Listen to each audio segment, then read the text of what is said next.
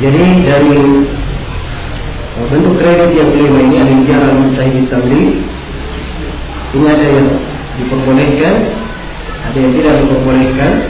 Dari yang diperbolehkan yang syarat-syarat. Yang diperbolehkan ya bentuknya adalah dilakukan akad, sifatnya akad sewa menyewa. Sifatnya akad menyewa, di mana di akad ini diberikan janji. Kalau dia sudah menyewa sekian tahun, di akhir tahun itu dijanjikan barang itu menjadi apa? Miliknya. Hanya sekedar janji saja. Ya, sekedar janji. Nah, bukan bukan keharusan. Jadi contohnya, perusahaan misalnya dia menyewakan alat pembangkit tenaga listrik. Ya. Alat ini disewakan. Jadi akad antara si perusahaan dengan penyewa adalah akad sewa menyewa. Cuma namanya alat, jadi masa waktu tertentu itu pasti akan ada apa? Akan sudah berkurang. Maka ada si perusahaan berpikir untuk menjualnya kalau sudah tiba masanya. Maka dia mengadakan akad antara perusahaan dan pihak penyewa, ya, akad menyewa selama 10 tahun.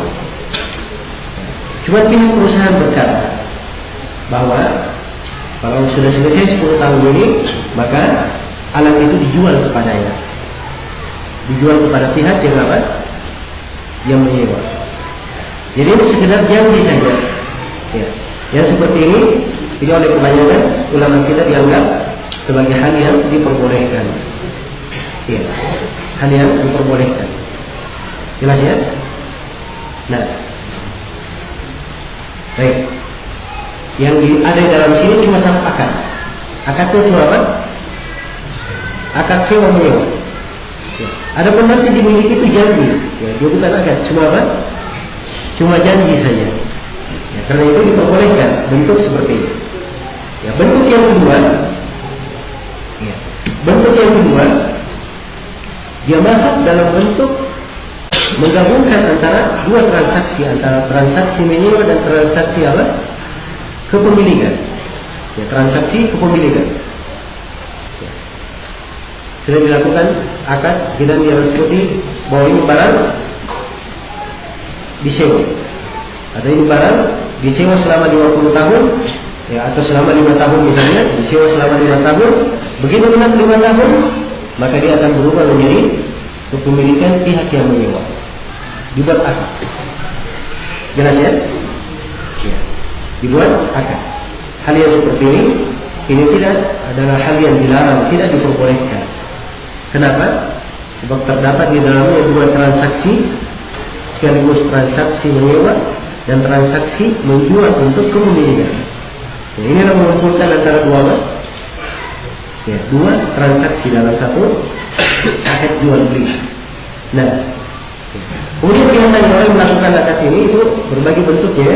Tatkala dia sudah menentukan nanti 5 tahun menjadi kepemilikannya, itu biasanya harga dia sudah naikkan. Biasanya harga dia sudah apa? Sudah naikkan. Kalau misalnya anggaplah mobil ya disewakan selama 5 tahun, setelah 5 tahun menjadi kepemilikan. Kalau misalnya terjadi kecelakaan, terjadi kerusakan, ya, maka yang menanggungnya adalah pihak siapa? Pihak penyewa, bukan pihak siapa? Bukan pihak ya si pemilik yang menjualnya, bukan pihak penjual. Jadi ini pensyaratan tidak diperbolehkan. Sebab kalau penyewaan, ya asalnya di dalam penyewaan itu adalah tanggung jawabnya siapa? Tanggung jawab pemilik, itu asal. Kecuali kalau si penyewa dia yang lewat sehingga mobil itu apa? Rusak. Ya, dia menyebabkan mobil itu rusak. Nah, itu baru dia menanggung. Tapi kalau di luar kesengajaannya, ya, dia sudah berusaha nyetir dengan bagus, ya, tapi subhanallah ditabrak orang dari belakang, itu di luar apa? Di luar kesengajaan, bukan dia menanggung. Tapi ditanggung oleh siapa? Pihak pemilik. Nah, Baik, dan biasanya di transaksi yang saya sebutkan di bentuk yang kedua ini, kalau dia sudah tetapkan kepemilikan, di akhirnya biasanya kalau terjadi kerusakan atau kecelakaan di waktu ini, maka ditanggung oleh pihak yang menyewa dan nanti akan memiliki. Dan ini tidak diperbolehkan. Ini tidak diperbolehkan. Jelas ya? Baik. Jadi ini akad terdapat di dalamnya berbagai pelanggaran syariat. Ya.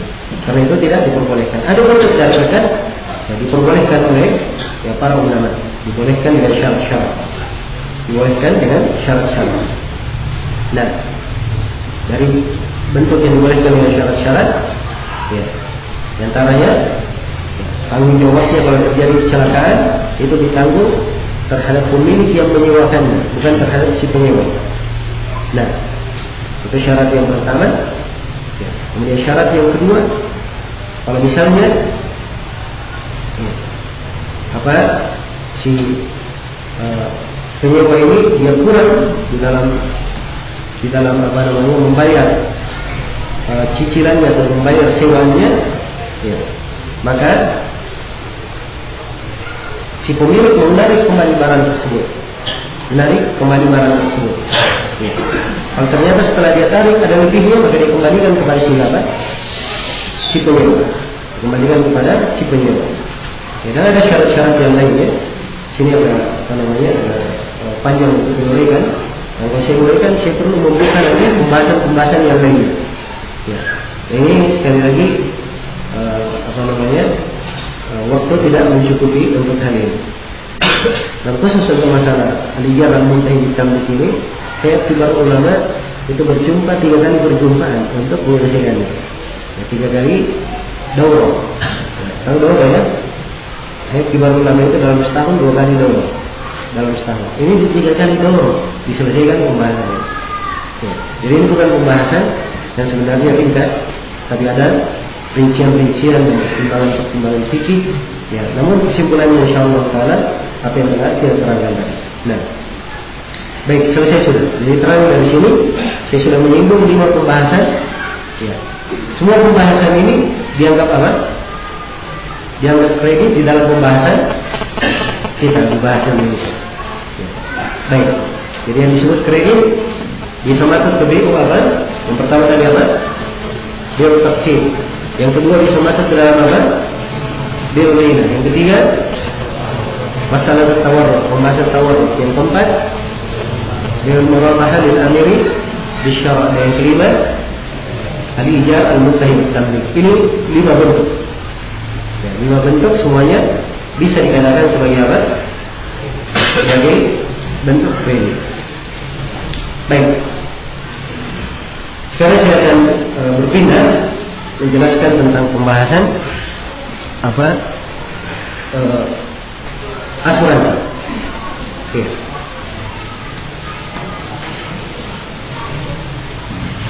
Ya.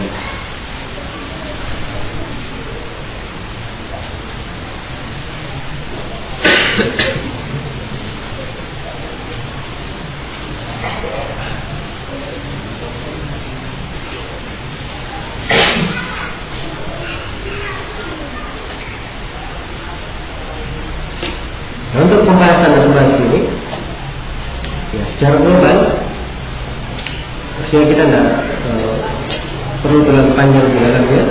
Bahwa asuransi kebanyakan yang ada itu sifatnya adalah asuransi yang mengarah kepada perdagangan konvensional.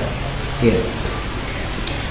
Dan para ulama di Lajnah Daimah telah memberikan hukum umum bahwa segala jenis asuransi yang berkaitan dengan konvensional semuanya adalah hal yang diharamkan. Hal yang diharamkan. Ya. Jadi asuransi sifatnya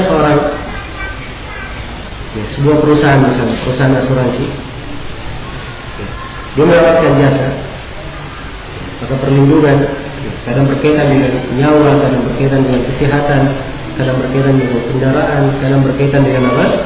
Perusahaan, banyak bentuknya. Ya, banyak macam. Maka di asuransi ini dipungut biaya. Jadi orang yang ingin dapat jaminan kesehatan dia bayar. Ada yang bayar bulanan, ada yang tahunan. Dia bayar bulanan atau tahunan. Kapan dia sakit, maka dia gunakan asuransi tersebut untuk apa? Untuk biaya pengobatan. Nah, ini contoh ya di asuransi kesehatan. Jadi dalam contoh ringkas ini kita akan bisa melihat di dalamnya berbagai pelanggaran. Berbagai pelanggaran. Sedikitnya ada 5 pelanggaran di dalamnya. Sedikitnya. Ini saya hanya ingin mengembalikan pada kaidah yang kita terangkan tadi. Dasar-dasar kaidah. Baik. Yang pertama ada gharar di dalamnya. Ada gharar. Ada ketidakjelasan. Iya. Sekarang dia membayar. Anggaplah misalnya setiap tahunnya dia bayar 1 juta. Ya. Dia bayar 1 juta. Kalau dia sakit berapa biayanya? Hah? Berapa yang dia dapatkan? Ya. Jelas ya?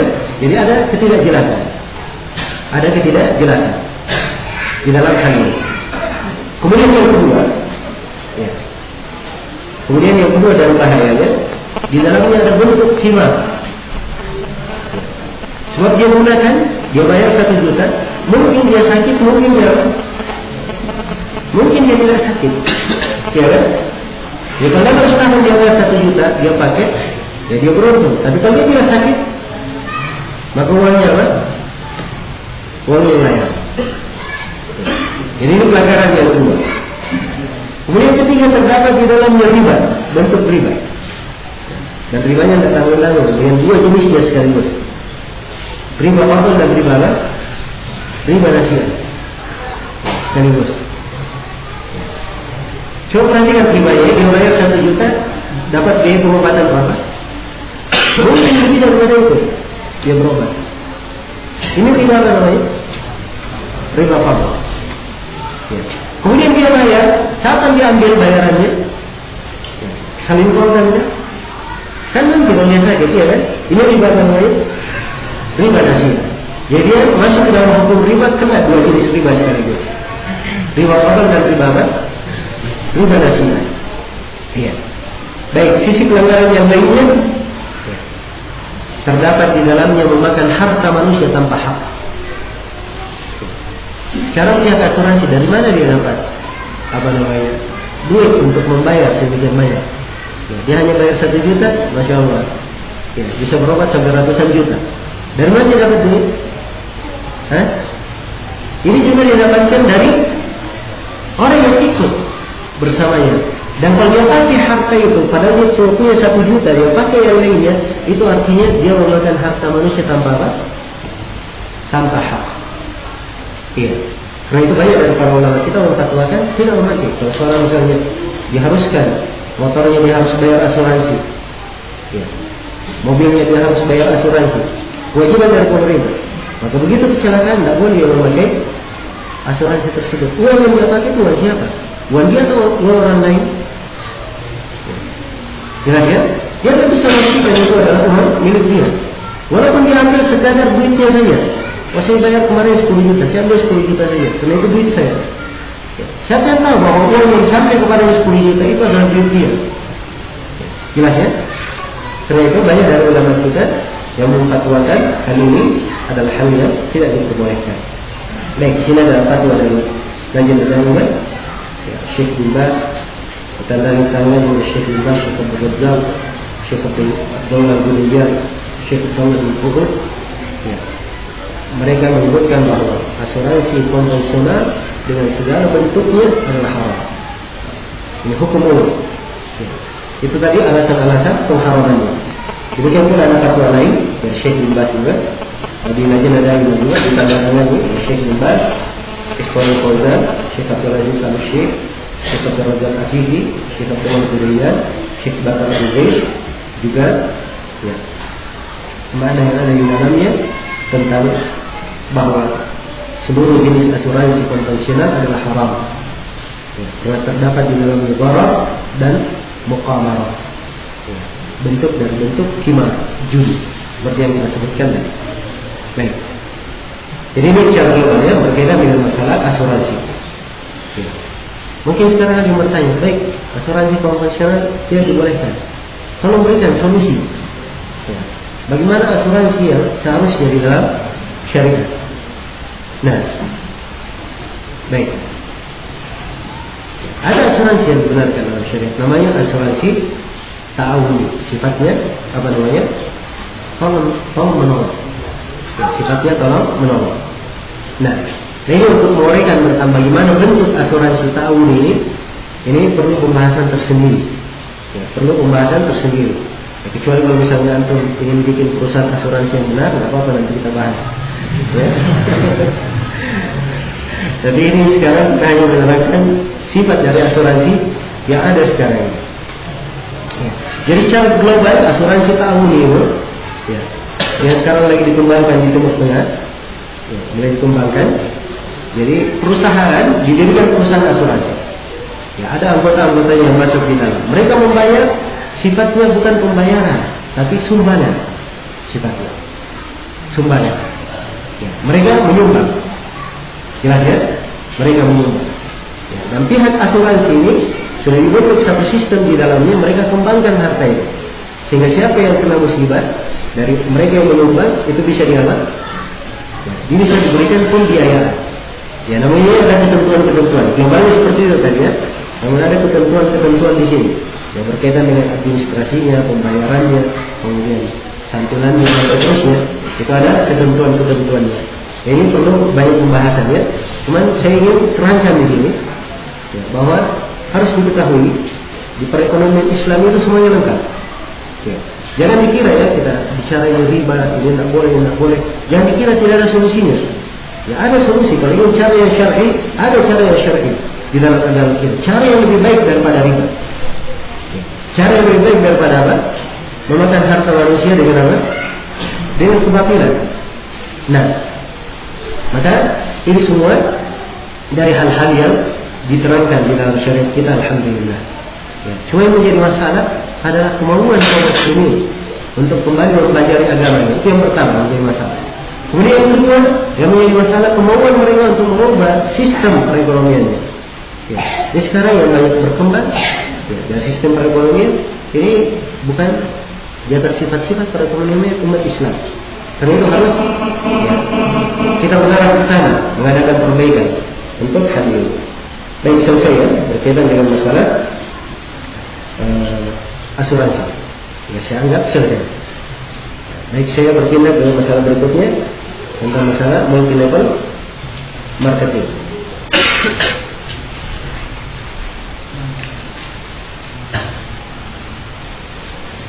Multi level marketing ini, kalau di dalam bahasa Arabnya, ini sudah berkembang juga ya, bukan cuma di Indonesia saja adanya. Ya, di negeri-negeri Arab saja juga sudah ada. Mereka namakan dengan nama taswik al-haram, pemasaran pakai piramida. Nah, baik. Ada yang menyebutnya at-taswik asy-syabaki, pemasaran memakai network. Ya. Ini jenis-jenis dari pemasaran dari penamaan untuk multi level marketing ini. Baik. Sekarang kalau bentuk multi level marketing, kita semuanya mengetahui ya bahwa bentuknya beraneka ragam. Ya, bentuknya beraneka ragam. Dan belakangan ini, masya Allah, ada yang menyebut bahwa multi level marketing apa?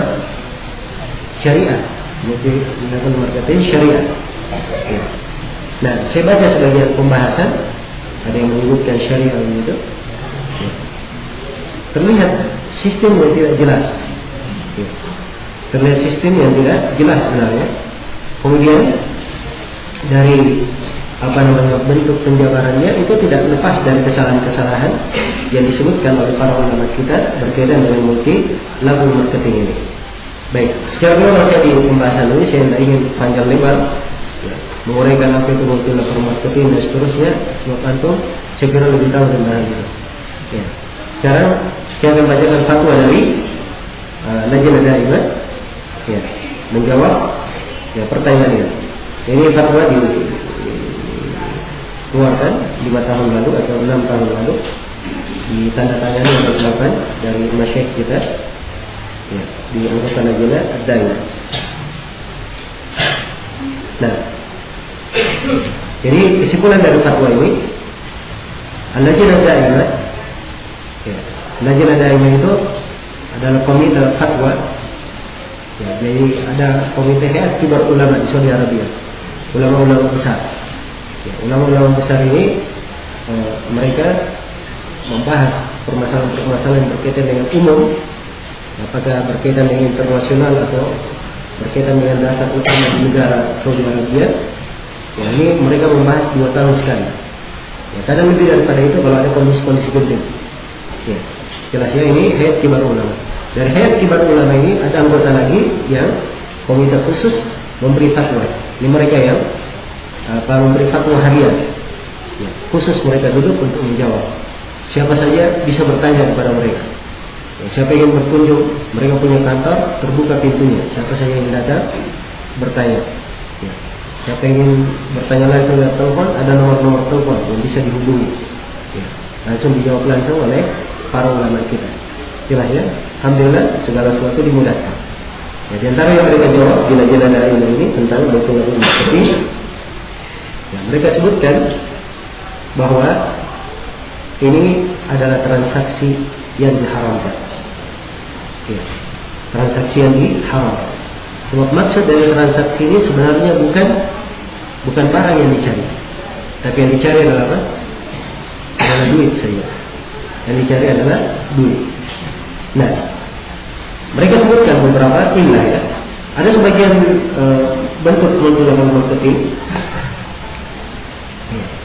Tampak jenis barang-barangnya barang-barang yang sangat bagus, ya, berkualitas, ya, terbukti kualitasnya. Jelas ya? Jadi barang ada. Namun di sini fatwa dari Lajnah, ya, mereka ingin mengungkapkan bentuk-bentuk kesalahan yang terjadi. Mungkin di sebagian multi-level marketing, ya, sebagiannya ada 2 kesalahan di situ, di sebagiannya ada 3, di sebagiannya mungkin ada 5. Ya, jelas ya? Di sebagiannya. Maka ini dari jenis-jenis kesalahan yang terjadi di dalamnya. Yang pertama mereka sebutkan dari kesalahan, ya, di dalam multi-level marketing itu terdapat bentuk riba di dalamnya. Riba dengan 2 jenisnya sekaligus. Riba dengan 2 jenisnya sekaligus. Riba al-fadl dan riba apa? Dan riba nasi'ah. Ya. Riba al-fadl dan riba nasi'ah. Nah, kenapa? Sebab orang yang masuk ke multi-level marketing, ya, dia membayar supaya menjadi apa? Member, supaya menjadi anggota. Dia membayar dengan jumlah yang sedikit. Nanti dia akan mendapatkan apa? Membayarkan harta yang banyak. Jadi dia membayar sudah menjadi member, setelah itu dicari member-member yang lain di bawahnya. Ya. Dia bikin orang lain di bawahnya. Setelah kumpul, maka dia akan mendapatkan apa? Mendapatkan harta yang banyak. Ya, jadi ini sama saja. Dia membayar sedikit, dapat banyak. Ini apa ini? Riba apa namanya? Hah? Ini riba fadl. Ya. Riba fadl. Ya. Kemudian duit itu kapan terkumpulnya? Ya. Dengan jangka waktu. Dan ini disebut dengan riba apa? Riba nasi'ah. Ini disebut dengan riba nasi'ah. Nah, jelas ya? Dan sebagai orang kalau marketing, ya sebenarnya kalau dia beli barang, ya bukan barang itu hanya untuk tutup poin saja. Ya, sampai ke poin tertentu supaya bisa keluar bonusnya. Dia beli barang bukan untuk dia pakai, untuk apa? Untuk tutup poin saja. Nah, baik. Ini kesalahan lain sebenarnya ya. Karena dia beli barang bukan untuk dia gunakan, bukan untuk dia jual, untuk dia apa? Untuk dia mengambil harta manusia saja tanpa hak. Yang mungkin akan diterangkan ya di berikutnya. Kemudian yang kedua, dan kesalahan yang kedua, ya, multi-level marketing ini dia ada gharar yang diharamkan secara syariat, ada bentuk gharar di dalamnya, atau bentuk gharar yang di dalamnya. Nah, baik. Ya. Sekarang orang yang masuk di dalamnya, dia mungkin akan mendapatkan anggota dan mungkin tidak mendapatkan anggota. Mungkin dari anggota yang dia kumpulkan, mungkin dia akan dapat bonus, mungkin tidak dapat bonus. Jadi ada ketidakjelasan. Ada ketidakjelasan. Ya. Di dalamnya. Baik. Dan kalau dilihat misalnya dari ini multi-level marketing, ya mungkin kalau dilihat yang untung itu yang apa? Yang pertama kali kenal. Ya. Ada pun yang di bawah-bawah, ya jarang ada yang berhasil. Kecuali sedikit dan sedikit. Ya. Ada yang berhasil di bawah. Baik. Nah, sudah berlalu bersama kita ya bahwa gharar ini adalah dasar diharamkannya sebuah transaksi. Nah, kemudian yang ketiga dari sebab diharamkannya multi-level marketing ini oleh Lajnah Daimah, karena di dalam muamalah ini terdapat bentuk memakan ya, harta manusia dengan kebatilan. Ya. Nah, mereka bersyarikat di dalamnya. Ya, semuanya anggota. Dan mereka ada beli barang, walaupun hanya sekedar menutup poin. Nah, dan sebagian dari mereka mengambil lebih daripada yang lainnya. Ya, jelas ya. Maka ini dari bentuk memakan harta manusia tanpa hak. Allah telah berfirman, ya ayyuhalladzina amanu la ta'kulu amwalakum bainakum bil batil. Orang-orang beriman, janganlah kalian memakan harta-harta kalian dengan cara yang batil. Nah, kemudian yang kelima atau yang keempat, ya, dari fatwa ini sebutkan bahwa di dalam muamalah ini ada bentuk tipuan, tadlis dan mengaburan kepada manusia. Pengaburan kepada manusia, di mana ditampakkan seakan-akan barang yang menjadi maksud. Ya, memang di sebagian multi level kelihatan ya ada barang yang punya kualitas bagus, ya, tapi hakikatnya bukan itu yang dimaksudkan. Ya, tapi hakikatnya yang dimaksudkan adalah mengumpulkan anggota sehingga banyak yang mendaftar, sehingga orang-orang yang di atas lebih banyak yang dia dapatkan. Ya, dan ini dari gift, dari penipuan yang diharamkan. Ya, dari penipuan yang diharamkan. Rasulullah SAW bersabda, "Man ghasya falaysa minni." Siapa yang menipu maka dia bukan dariku. Nah, maka dia bukan dariku. Dan juga disebutkan di sini hadis Bukhari dan Muslim, al-bay'ani bil khiyar ma lam yatafarraqa fa in sadaqa wa bayyana burika lahuma fi bay'ihima wa in kadaba wa katama muhiqat barakatu bay'ihima. Dua orang yang saling melakukan transaksi jual beli ada khiyar. Ya. Ada hak memilih apakah dia lanjutkan transaksinya atau dia batalkan. Sepanjang masih saling menjual, sepanjang belum berpisah. Ya. Sepanjang belum berpisah. Kemudian nanti terangkan, kalau keduanya jujur dan menerangkan, maka akan diberkahi jual belinya. Ini kejujuran penting ya dalam jual beli, diterangkan. Ya. Kemudian ada transparan ya, di dalamnya, akan diberkahi jual beli mereka. Wa in kadzaba wa katama muhiqat barakatu bainihima. Kalau keduanya berdusta dan menyembunyikan, maka akan dihapus berkah dari jual beli mereka. Nah, ini kesimpulannya dari fatwa Lajnah Daimah yang berkaitan dengan multi level marketing. Ya, walaupun sebenarnya ada sisi-sisi yang kadang penting kita tanggapi berkaitan dengan sebagian multi level marketing yang menamakan dirinya menamakan dirinya bahwa dia dia adalah multi level marketing yang Islami. Ya. Kita beri contoh misalnya sekarang dia membayar duit anggota menjadi member. Ini apa namanya dia membayar? Ini masuk ke dalam khimar juga. Dan ini tidak disebutkan di dalam fatwa Lajnah, tapi dia pasti masuk di dalamnya khimar. Ya, sebab dia membayar, yang bayarannya ini dia mungkin mengambil untung, dia mungkin ambil barang, mungkin dia tidak ambil barang. Ya kan? Ya. Dia mungkin mengambil barang, dia mungkin tidak mengambil barang. Ya, dan itu yang disebut dengan apa?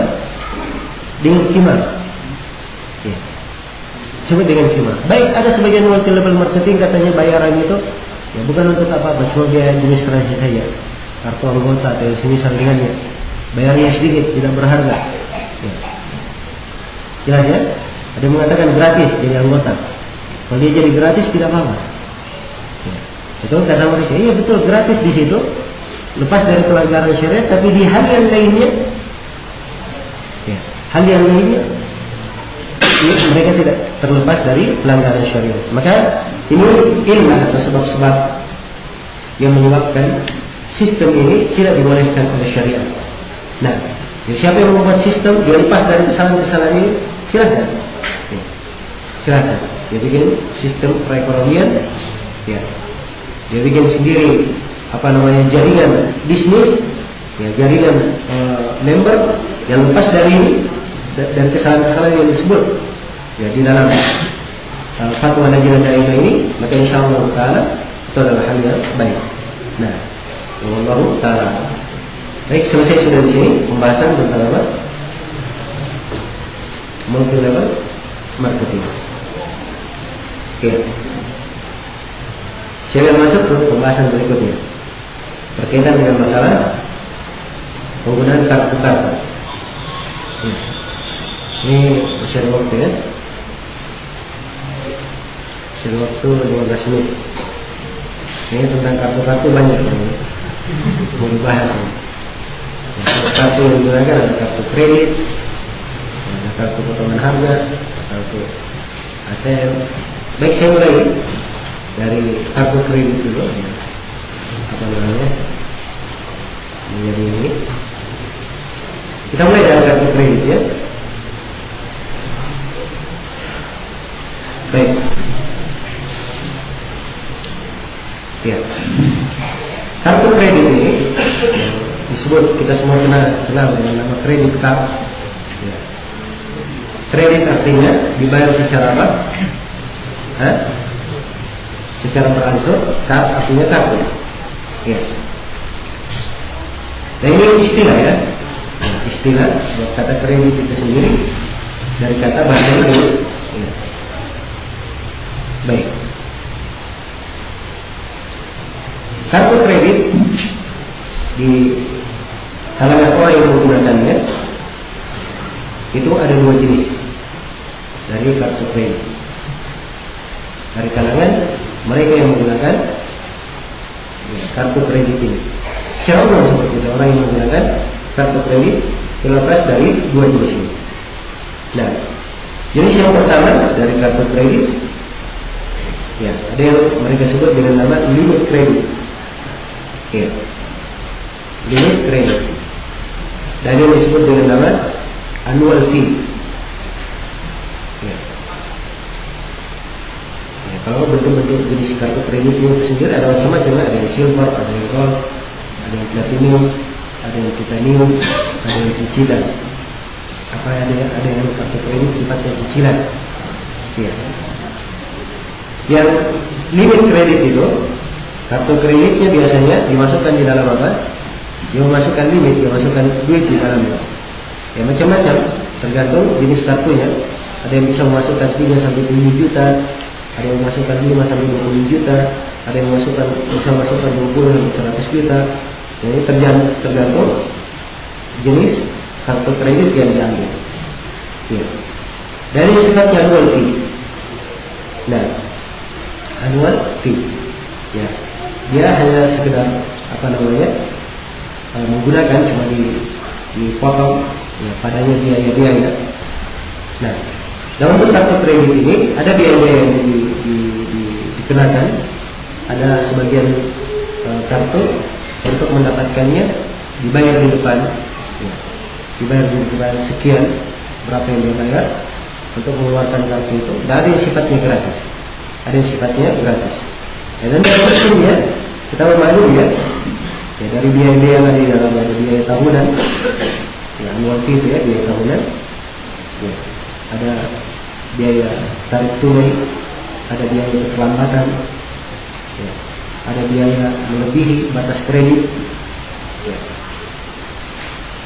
Nah, ada biaya-biaya yang lain. Ya. Cuma di sini yang menjadi pokok permasalahan bagi kita, ya, bahwa seluruh jenis kartu kredit ini dengan dua bentuknya, apakah limit kredit maupun sifatnya dia tahunan, ya, semuanya tidak lepas dari riba. Semuanya tidak lepas dari apa? Semuanya tidak lepas dari riba. Dan ini yang menyebabkan ya, kalau kita di masa ini memberikan hukum untuk kartu kredit hanya satu saja. Mereka memandang bahwa seluruh dari bentuk kartu kredit yang ada semuanya adalah hal yang apa? Hal yang diharamkan, tidak diperbolehkan. Hal yang diharamkan, tidak diperbolehkan. Nah, dengan berbagai bentuk yang ada, apakah dengan kreditnya ataupun dalam bentuk annual fee yang dibayar setiap tahunnya. Ya. Sisi permasalahan yang terjadi di dalamnya, dilihat ya beberapa kesalahan dari kartu kredit ini. Yang pertama, bagi siapa yang masuk mengambil kartu kredit dengan membayar tahunan, ya, dia sekarang membayar, mungkin dia gunakan, mungkin tidak dia gunakan. Satu, ini sudah dihitung apa? Sudah dihitung timah. Kemudian yang kedua, ya, anggaplah sekarang dia memakai limit kredit. Dia hanya memasukkan, dia punya kredit di dalam. Ya. Ada dia punya duit, dia masukkan 5 sampai 10 juta misalnya. Ada dia tidak. Tapi kalau kapan lebih biaya dari apa yang dia miliki, maka itu akan ditanggung oleh siapa? Akan ditanggung oleh yang mengeluarkan kartu kredit, apakah Visa atau Mastercard atau yang semisal dengannya yang mengeluarkannya. Nah, demikian pula bank-bank lokalnya sudah ada kartu-kartu kredit mereka setiap bank. Ya. Jadi akan ditanggung oleh pihak yang mengeluarkan. Nah, apabila sudah ditanggung oleh pihak yang mengeluarkan, nah di sini ya pembahasan hitung-hitung bunganya. Jelas ya? Ada yang memberikan waktu. Kalau dilunasi dalam sebulan misalnya tidak kena apa? Ya, tidak kena tambahan. Ya. Tapi kapan lebih daripada itu, ada yang dikenakan 4% dari pinjaman, ada yang lebih daripada itu. Nah, bagian semuanya adalah bentuk riba. Kartu kredit, ya sama sekali tidak ada dari bentuk kartu kredit itu yang dibolehkan ya, oleh para ulama kita di masa ini. Ini yang disebut dengan nama kartu apa? Kartu kredit. Yang ini beda ya dengan kartu ATM. Harus dibedakan dengan kartu apa? Kartu ATM. Kartu ATM itu kita punya rekening di mana? Di bank. Ya, ada uang simpanan. Dan kita diberi kartu ATM untuk mengambil uang kita. Ya, jadi dia adalah alat untuk mengambil apa? Duit kita sendiri. Ya. Tentang masalah biaya yang dipotong, tidak ada biaya khusus untuk memotong kartu apa? Pembiayaan kartu kredit, pembiayaan kartu ATM. Ya, biasanya dikenakan biaya oleh bank, pada sebagian bank saja untuk mengeluarkan kartunya, itu harga kartu saja, nanti dikeluarkan. Ada kemudian yang kadang ada orang yang membayar 10.000 per bulan, 20.000 per bulan, itu biaya administrasi untuk apa? Untuk urusan bank secara umum. Ketika dia menyimpan uangnya di bank, ya, dikenakan biaya administrasi untuk biaya penyimpanan uangnya, biaya yang menggunakan ATM. Ya, sebab ATM itu perlu perawatan, ya, perlu orang-orang yang bekerja untuk memasukkan, memasukkan, memperbaiki dan seterusnya. Ya. Maka hal yang seperti ini itu tidak dipermasalahkan. Ya, kalau bank syariat misalnya punya kartu ATM itu adalah hal yang biasa. Ya, itu adalah hal yang biasa. Nah, adapun kalau bank konvensional, ya dilihat ya, dari asal tabungannya itu yang dipermasalahkan, dari asal tabungannya. Maka ini berkaitan dengan masalah kartu kredit secara global dan kartu ATM. Ya. Kemudian di sini ada pembahasan lain berkaitan dengan masalah beberapa penggunaan kartu yang sekarang marak juga dipakai.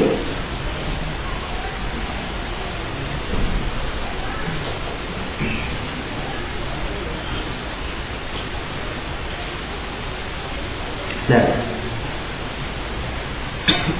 yaitu kartu yang berkaitan dengan kartu potongan harga.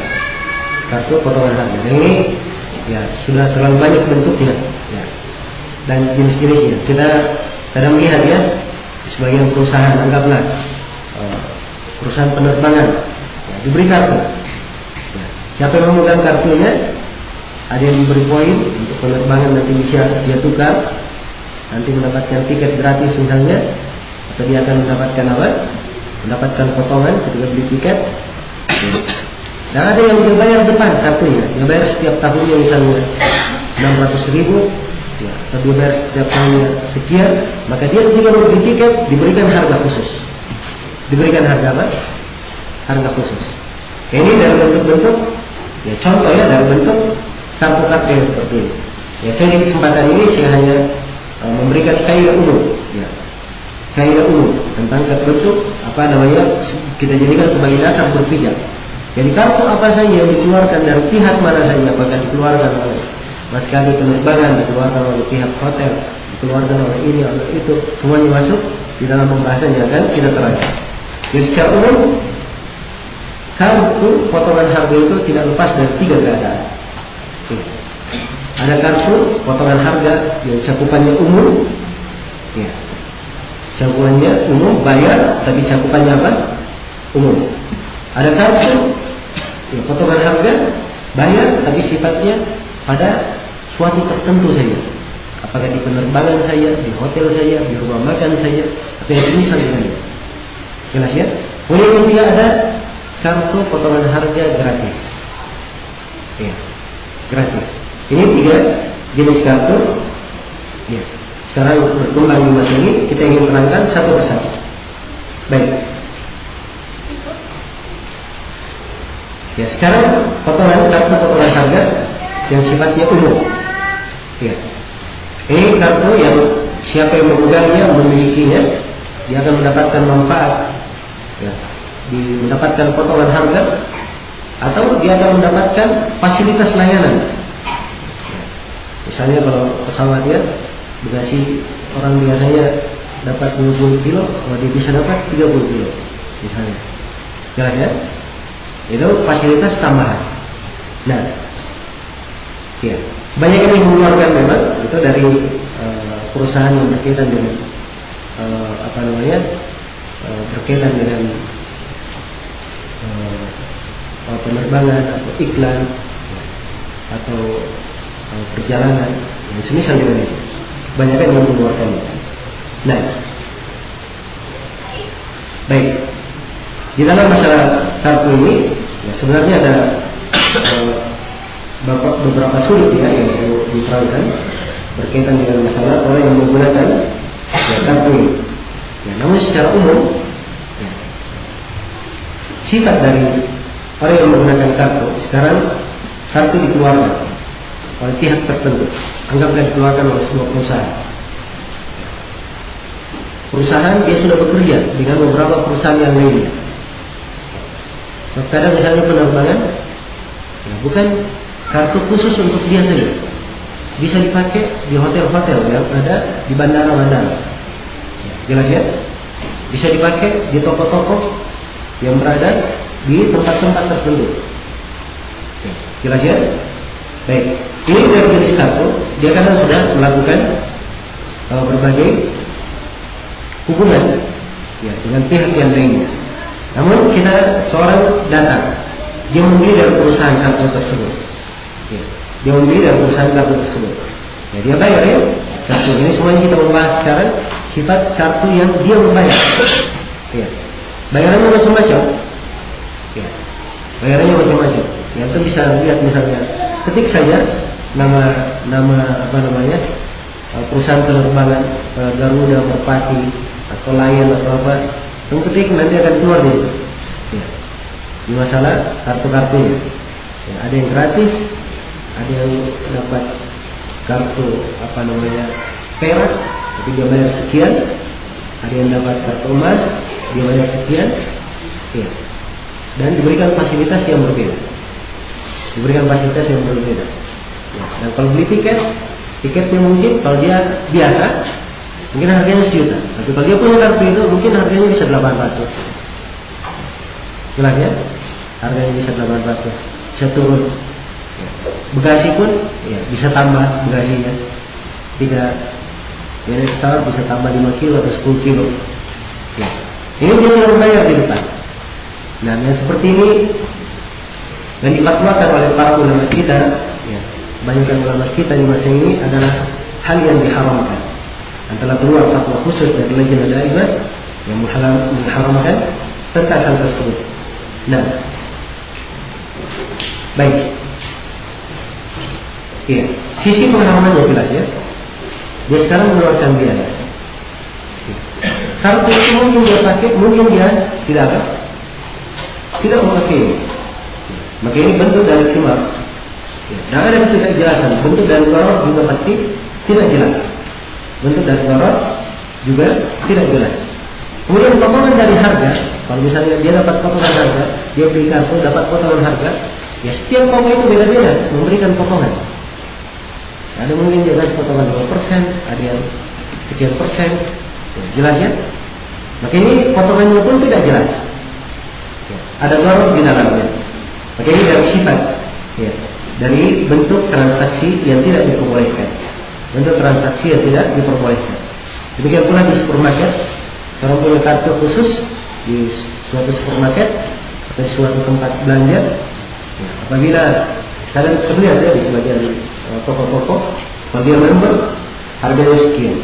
Kalau hanya sekedar pembeli biasa, ya diberikan harga lebih tinggi. Diberikan harga lebih tinggi. Orang yang memiliki kartu ini bayar ketika mengambilnya.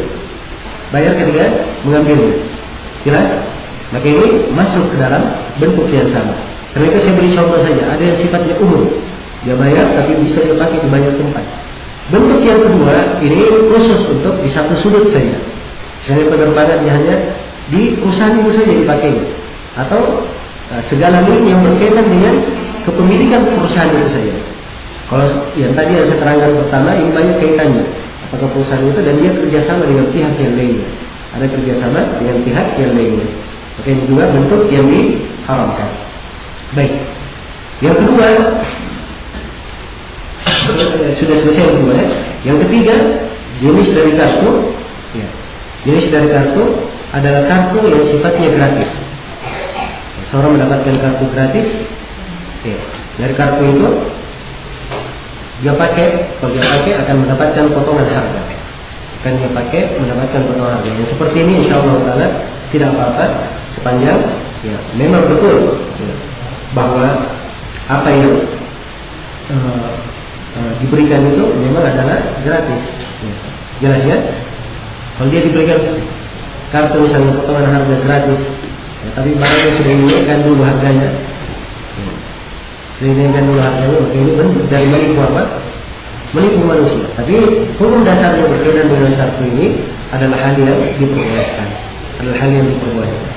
Ya, sebagian pesawat ya di penerbangan ada 3 jenis kartu sebagian. Ada kartu yang sifatnya free. Nah, siapa saja yang dapat dia dapatkan. Begitu dia melakukan penerbangan dengan pesawat tersebut atau maskapai tersebut, dia sisa mencatat nomor ID-nya, kemudian diberikan apa? Dicatat untuknya bonus perjalanan. Ya, poin perjalanan. Maka kapan poinnya sudah mencapai jumlah tertentu bisa diganti dengan tiket. Maka yang seperti ini tidak apa-apa. Sebab sifatnya apa? Sifatnya gratis. Ya, yang kedua, kadang dia bisa mendapatkan kartu, tapi dengan cara membayar. Itu sudah tadi saya sebutkan. Ya, dengan cara apa? Dia membayar. Ya, dia membayar di depan untuk tahunan mendapatkan kartu ini. Maka ini yang tadi kita terangkan dari hal-hal yang tidak diperbolehkan.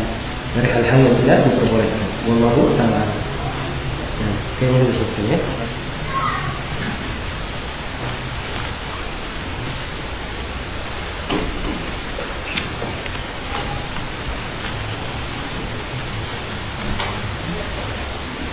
Ya baik, mungkin di sela-sela tanya jawab ada pertanyaan-pertanyaan yang berkaitan dengan materi. Contoh sekali, contoh kejadian itu sangat banyak sekali. Ya, contoh kejadian. Ya, untuk bentuk muamalah transaksi yang terjadi sangat banyak. Namun saya harapkan dari dasar-dasar kaidah yang kita sebutkan tadi bisa menjadi gambaran ya, bagaimana melihat dan memandang bentuk-bentuk transaksi yang diperbolehkan.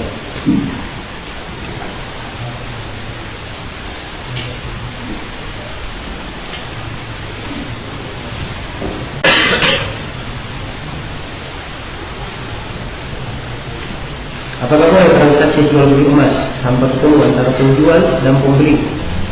Dengan ketentuan pembeli sudah tahu pasti barang yang dibeli, dan penjual langsung mengirim emasnya lewat paket. Ini tadi dasar kontan namanya. Jelas ya? Jadi dia kirim uangnya, dia sudah cash uangnya, emasnya belum apa? Emasnya belum datang.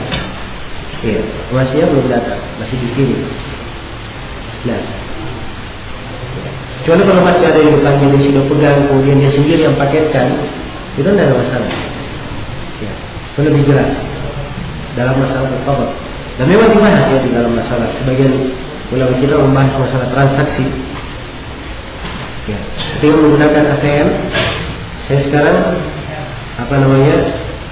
ingin membeli mata uang misalnya. Ya. Kemudian saya bayar dengan ATM, langsung saya ambil. Apakah ini diperbolehkan? Apakah dengan ATM ini sama dengan orang yang membayar secara tangan? Ini letak pembahasan di kalangan para ulama kita. Ya, dan ini mungkin perlu dijelaskan ya beberapa sudut di sini. Ya, beberapa sudut perlu diterangkan. Namun secara global dari sebagian pembahasan transaksi kekinian kontemporer yang terjadi, ada sebagian yang diperbolehkan. Ya, ada yang sebagiannya dimanzilatil qabd, ya, sama kedudukannya dengan dia pegang langsung, dan ada yang sebagiannya tidak seperti itu. Tidak seperti itu. Maka karena itu secara khusus untuk pertanyaan yang disebutkan oleh penanya di sini, ini saya katakan bahwa hal yang seperti ini tidak diperbolehkan. Sebab bentuk dia dikatakan langsung menilai itu tidak jelas. Ya, tidak masuk ke dalam bentuk qabd. Dia telah memegang barangnya, langsung saling pegang, saling kontak. Nah, wallahu ta'ala.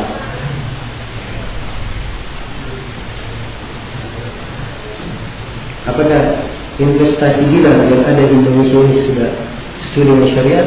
Ya, ini perlu dilihat ya, bagaimana penanya harusnya dibuatkan, bagaimana bentuk, ya, apa cara mereka ya, di dalam hal ini. Ya, sebab bentuk-bentuk transaksi, cara mereka memasukkan itu yang menjadi dasar pijakan.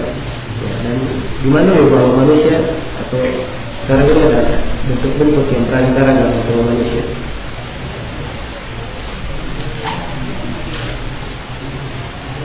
Bagaimana hukumnya jika transaksi melalui jasa pengiriman, di mana pembeli membayar dahulu, lalu barang akan dikirim kepada pembeli? Ini dilihat ya pada orang yang mengirimkan jasa pengiriman ini.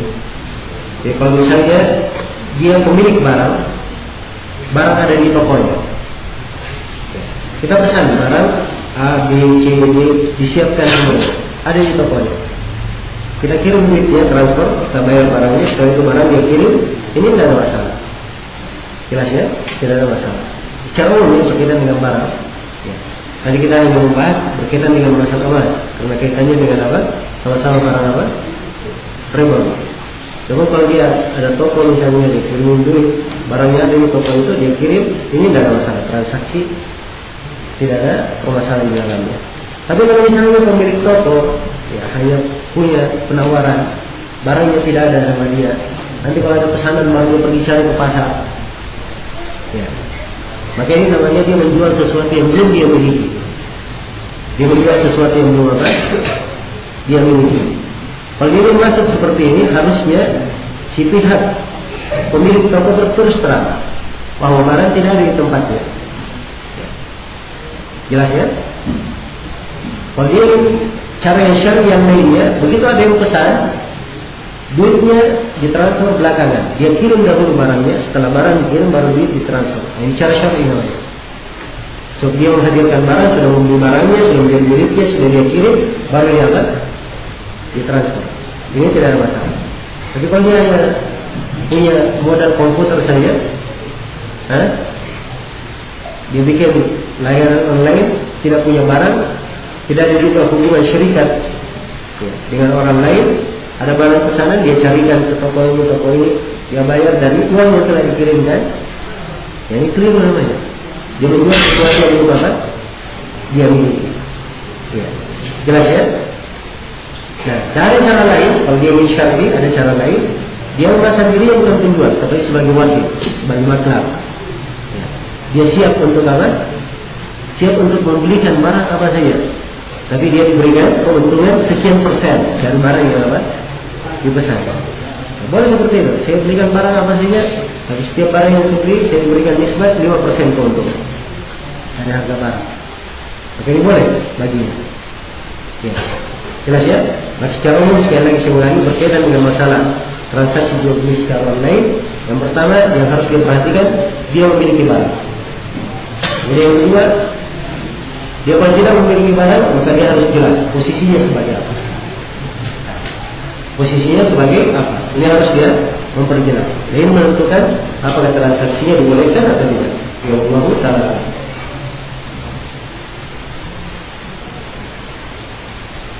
Berapa batas waktu maksimal pengembalian barang yang telah dibeli jika transaksi telah selesai? Pembatalan ya berkaitan dengan khiyar, tidak ada batasan khusus tentang masalah khiyar. Itu kembali kepada urf, kembali kepada kebiasaan ya, yang dikenal di kalangan mereka. Jelas ya? Jadi ada seorang misalnya dia beli barang, dia tinggalnya di kampung, mungkin 2 bulan lagi baru bisa datang ke mana? Ke kota mengembalikan. Maka yang seperti ini wajar biasa. Ya. Tapi kalau misalnya dia sudah pakai 2 tahun setelah itu dia katakan barangnya rusak, ya. Maka ini tidak ada lagi khiyar di dalamnya. Jelas ya? Maka ini adalah hal ya, dikenal di kalangan ya, manusia ya, tidak ada ketentuan khusus berapa lama waktunya untuk khiyar, untuk mengembalikan.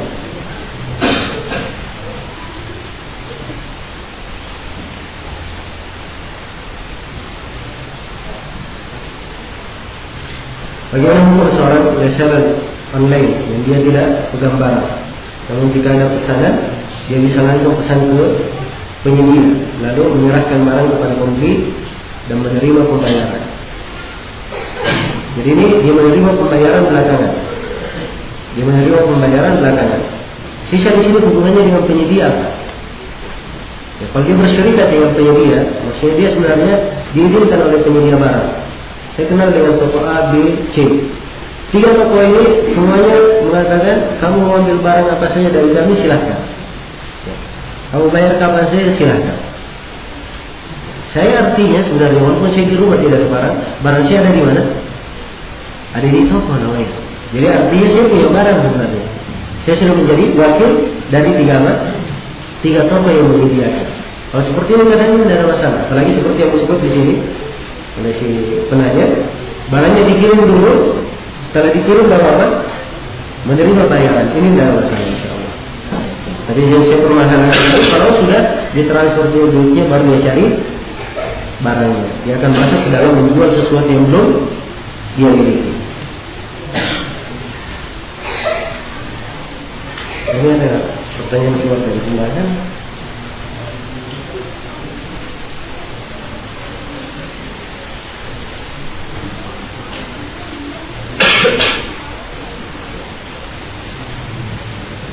Ya, kadang saya sebagian pertanyaan saya gariskan ya menjawabnya.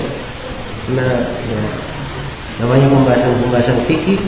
Ya, kadang ada silang pendapat ya di dalamnya. Dan dimaklumi bahwa ya, apa ustaz-ustaz itu banyak dan mereka juga orang-orang yang belajar kadang sebagian jawaban berbeda dengan jawaban ustaz yang lainnya.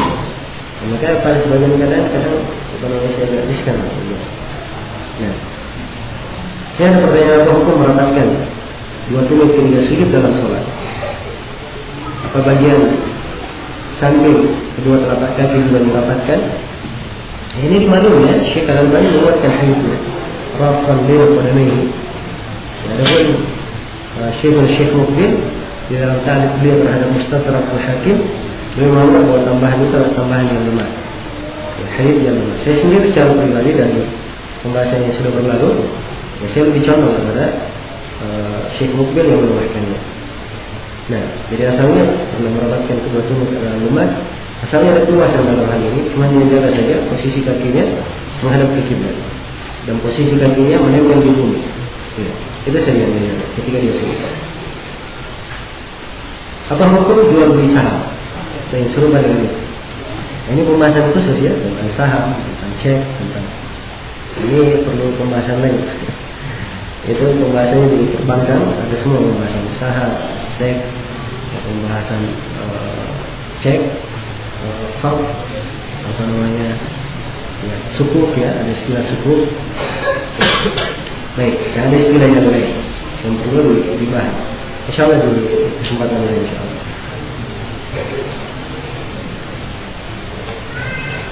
Apa hukum dana talangan bagi yang dikeluarkan oleh bank syariah? Ini saya nggak paham dana talangan ini apa akadnya. Dana talangan ini apa akadnya? Dan perhatikan akadnya apa? Dia pinjaman kan? Dia sistem musyarakah bagi hasil kan? Ya, dilihat apa akadnya dia memberikan. Jelas ya? Oh ini talangan haji ya? Sekira talangan bagi tadi. Dana talangan haji. Seorang bisa naik haji cukup dengan membayar sejumlah uang 2 juta. Sedangkan sisanya dicicil tanpa bunga. Sisanya dicicil akan dicicil tanpa bunga. Sebentar dia membayar 2 juta. Sedangkan sisanya akan dicicil tanpa bunga.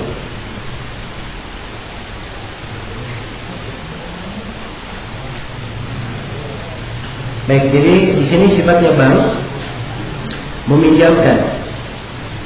Ya, siapa yang ingin naik haji cukup dia membayar 2 juta.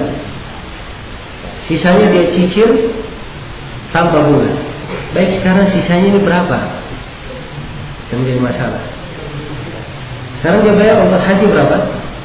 50 juta. Ya. Tapi akadnya 50 juta ini nanti dibayar, harus dibayar 60 juta. Sisanya dicicil tanpa bunga. Sama saja bunganya saya tetapkan berapa? Saya tetapkan 10 juta itu bunganya. Ya. Tapi kalau yang dia maksud dibayarkan 50 juta, ya. Dan misalnya dia ongkos hajinya 50 juta, dia bayar 2 juta. Sisanya yang 48 juta nanti dia cicil, maka ini tidak ada masalah. Ini hal yang bagus, masya Allah. Artinya dia apa? Ya, menolong orang. Ya. Jelas ya? Yang memberikan keringanan untuk orang naik haji. Sisa satu saja pembahasannya di dalam pembahasan haji. Bolehkah seorang itu berhaji dengan uang yang dia pinjam? Ya, kesannya pembahasannya di bab haji. Nah yang benarnya bahwa boleh saja seorang itu naik haji dengan uang yang dia pinjam sepanjang dia ada kemampuan untuk apa? Untuk membayarnya. Iya. Baik.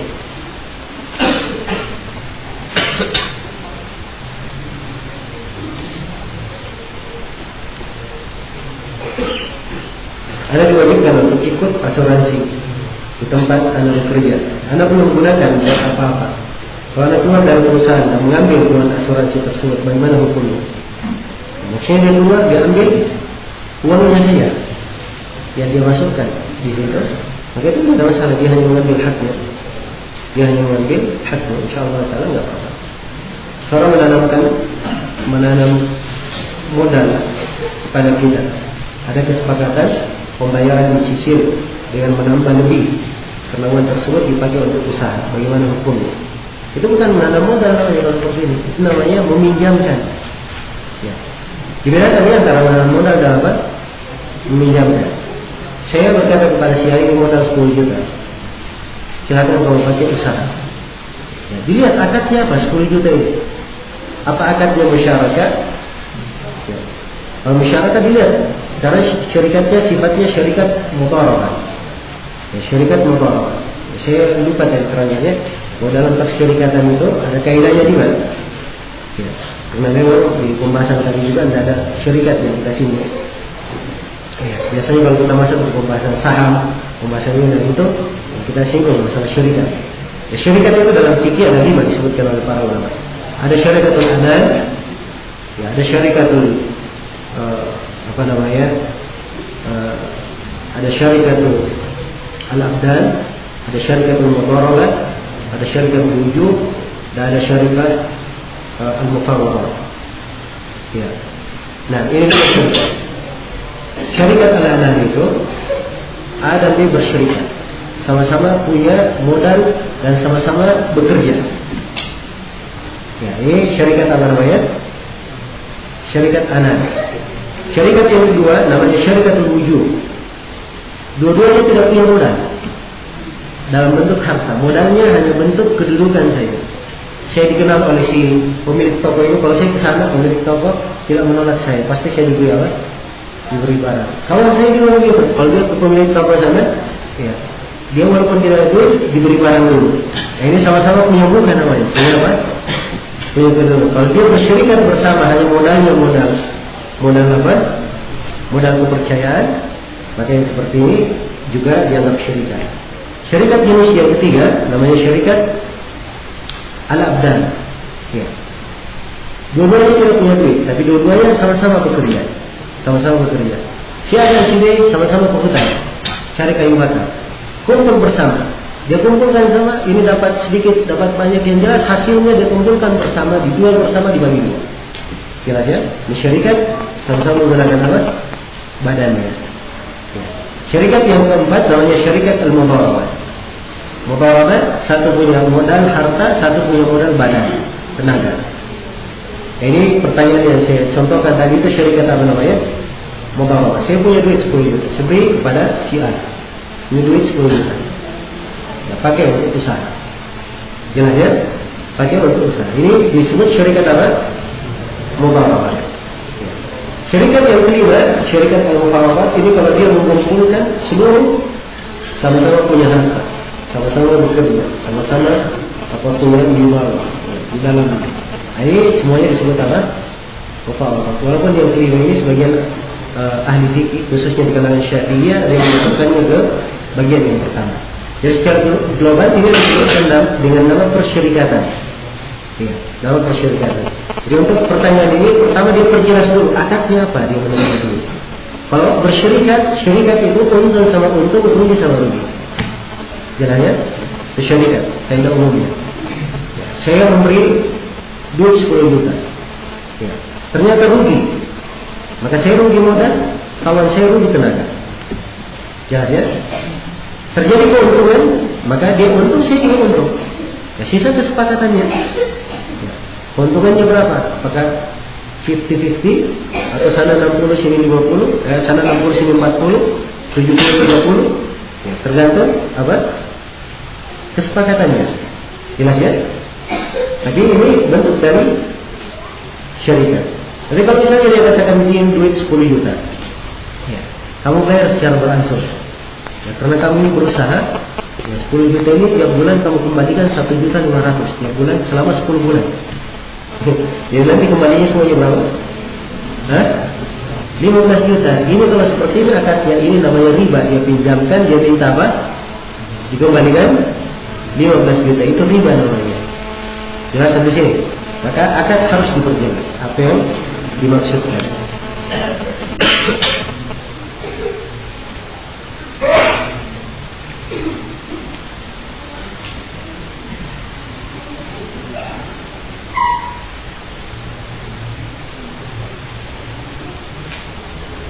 Ada juga lembaran yang harga standar 10.000, tapi ada orang yang dermawan beli terus dia kasih 11.000.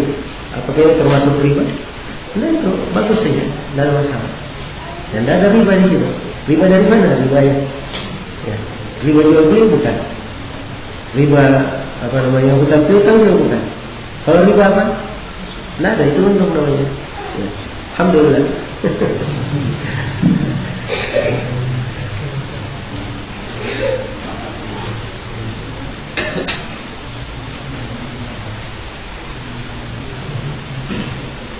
Bagaimana menggunakan jasa bank garansi supaya pembeli tidak kabur atau maling? Ya. Ini disebut dengan nama sifat pemain kalau dalam istilah bahasa Arabnya. Ini dibahas juga ada pembahasan. Karena bank biasanya memberikan jasa yang seperti itu. Nah,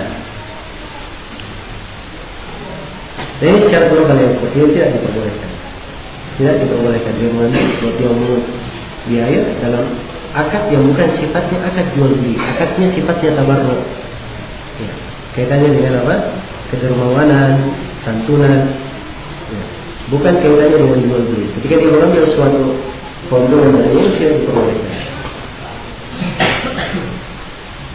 Bagaimana menggunakan asuransi ekspor supaya pembeli luar negeri tidak maling? Ya, ini pembahasan lain ya untuk hal ini.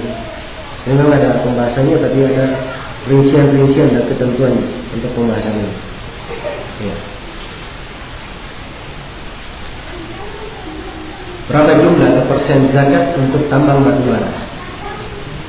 Ya. Batu bara itu sebagian dari ulama ada yang memasukkannya ke dalam hasil bumi. Ya, ada yang memasukkannya ke dalam hasil bumi dan sebagiannya kembali kepada ada yang memasukkannya ke dalam ar-rikaz. Masukkannya kepada ar-rikaz. Jadi sebenarnya di hukum zakat itu kembali kepada kebijaksanaan pemerintah. Dia menilai kemana batu bara ini. Iya, jelas ya, kemana bentuk dari batu bara ini. Tapi secara umum di pembahasan zakat, ya, kalau dilihat di ininya, kebanyakan dari ulama tidak menilai batu bara ini masuk dalam apa yang dikeluarkan zakatnya. Ya, wallahu ta'ala.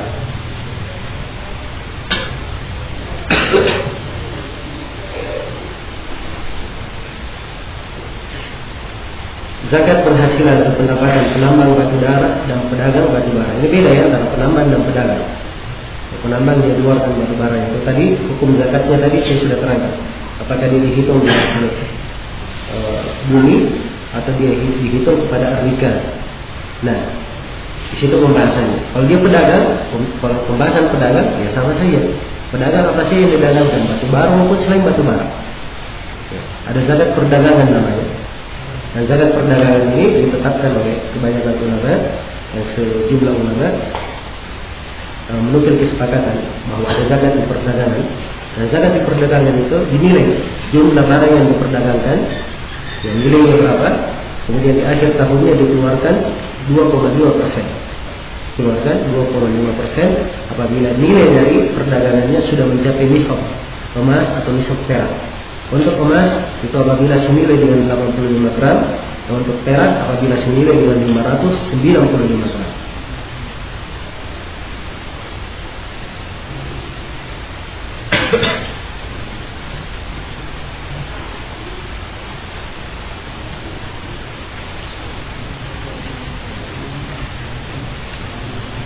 Misalnya Anda pinjam uang dari koperasi perusahaan 10 juta.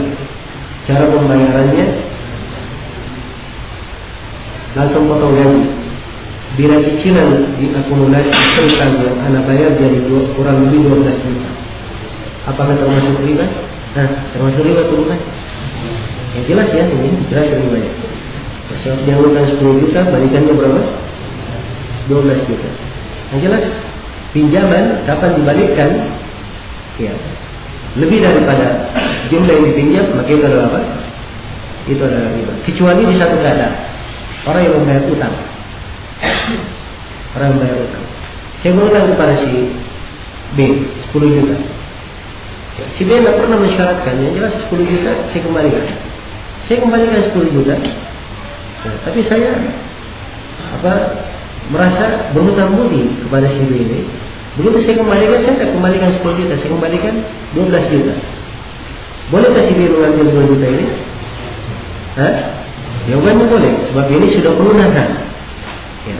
Tapi kalau di sela pelunasan, ya, si A berhutang dari saya, si A berhutang dari saya 10 juta. Saya berikan pada 10 juta untuk dia buka toko. Ya. Begitu saya belanja di tokonya, saya diberi barang-barang gratis sama dia. Wah, ini tidak apa-apa nih, gratis saja mau nanti. Boleh atau tidak? Jawabannya tidak boleh, sebab dia masih berhutang kepada apa? Kepada saya. Kecuali kalau sudah lunas, ya, sudah lunas hutangnya diberi saya, ya, itu tidak ada masalah. Itu namanya bonus ya, diberikan gratis. Nah, ini yang berkaitan dengan masalah hutang piutang.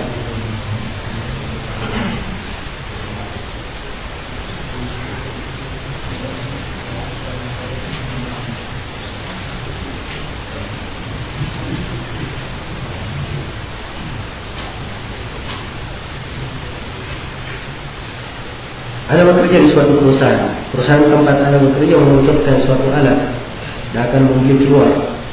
Anda sanggup membuat alat itu, tapi karena sifatnya harus ada PT atau CV, Anda menyewa nama PT dengan kesepakatan 10% dari hasil.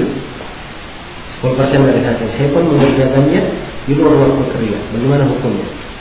Ini yang pertama dilihat dari Untuk jawaban ini dilihat dari beberapa sudut. Sudut yang pertama, pihak perusahaan apakah mengizinkan untuk dia hal itu atau tidak. Sudut yang pertama, dia bisa mendapatkan proyek ini dari mana, apa sebabnya, kan dilihat. Ya. Kalau hal yang wajar misalnya, perusahaan menawarkan, ya, saya bukan di bagian penawaran, bukan saya menentukan kebijaksanaan untuk mendatangkan barang atau tidak. Ya. Jelas ya? Saya lihat perusahaan perlu barang ini, saya datang kepada pihak yang berwenang di perusahaan, saya katakan saya mampu membuatnya. Ya. Maka ini tidak ada masalah. Jelas ya? Tidak ada masalah. Tapi kalau misalnya, ya, saya melihat kebijaksanaan ini, kita perlu barang ini, oh nggak perlu. Ya, karena perlu perusahaan, karena saya berwenang, saya sendiri yang membuat. Ya. Maka ini tidak dibenarkan ya, dia membuat sesuatu untuk apa? Dirinya sendiri. Maka sudut yang pertama dia harus melihat kepada apa? Pada izinnya.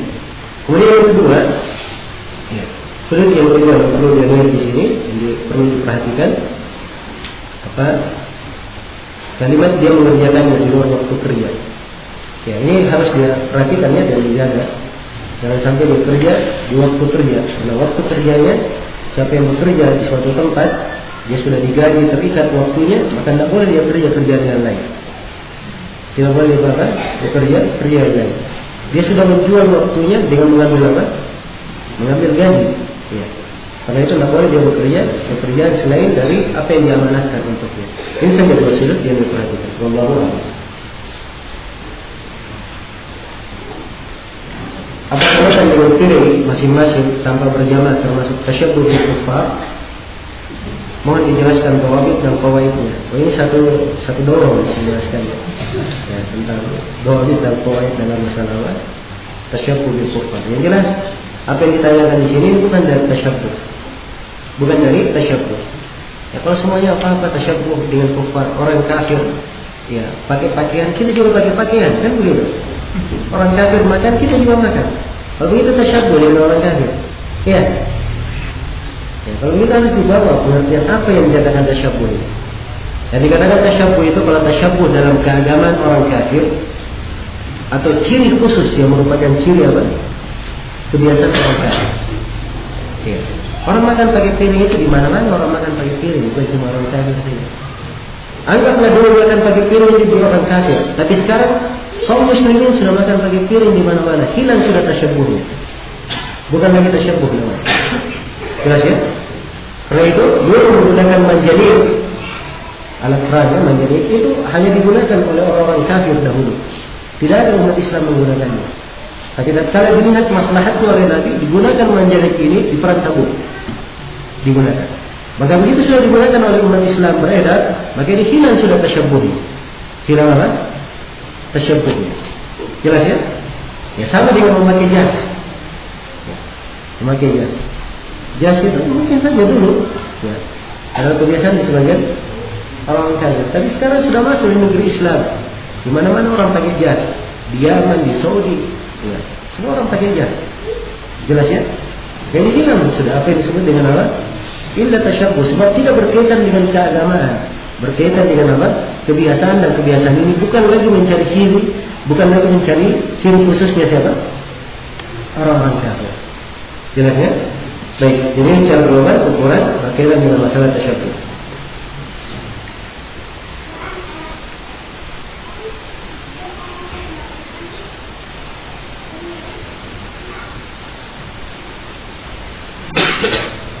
Ada bekerja pada seorang yang asal modalnya dari pinjaman bank.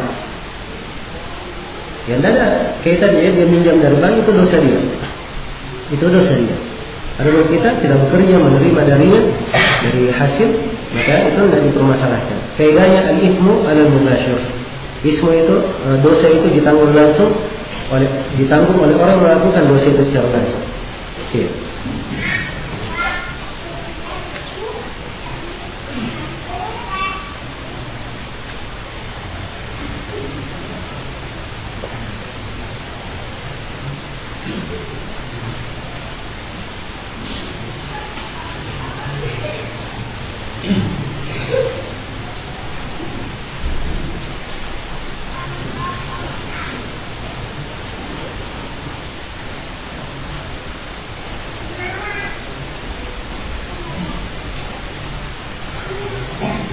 Dalam transaksi jual beli ada perantara, calo komisioner, sah atau tidak transaksi. Ya calo yang seperti ini, kalau misalnya seorang diberi contoh di sini ya, misalnya jual beli rumah, ada calo yang mencarikan pembeli, kemudian dia diberi komisi untuk hal itu.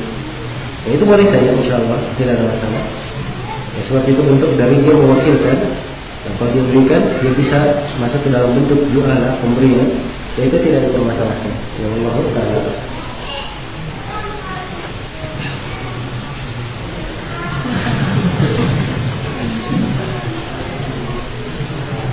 Sampai yang jam berapa ya? Ini sudah ya.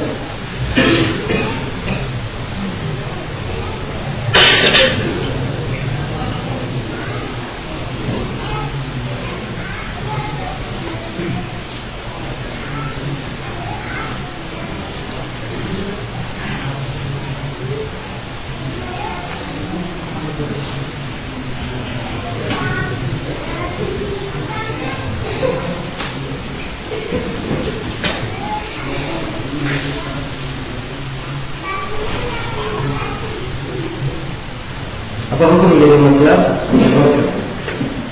Ya makanan itu ada yang dibolehkan, ada yang tidak dibolehkan. Dilihat dari jenis kerjanya bagaimana.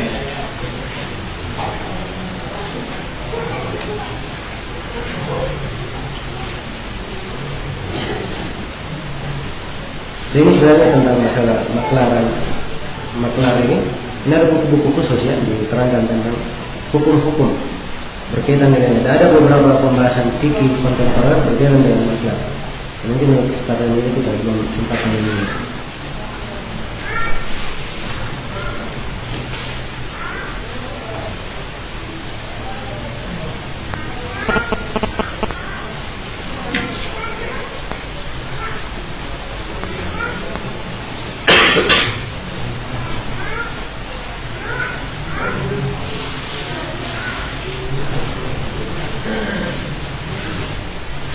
Bagaimana pendapat Ustaz soal dinar emas yang berkembang saat ini? Apakah sudah sesuai dengan tuntunan sunnah? Bolehkah kita menabung dinar itu hanya dalam bentuk catatan di buku, sedangkan kita beli lewat transfer dan belum memegang dinar itu? Saya sendiri belum banyak membaca. Saya dengar cuma belum banyak membaca untuk hal ini. Mungkin perlu untuk saya lihat lebih lanjut. Kalau dilihat di potongan yang kedua dari pertanyaannya, mungkin dia benar, mungkin juga dia keliru. Ya.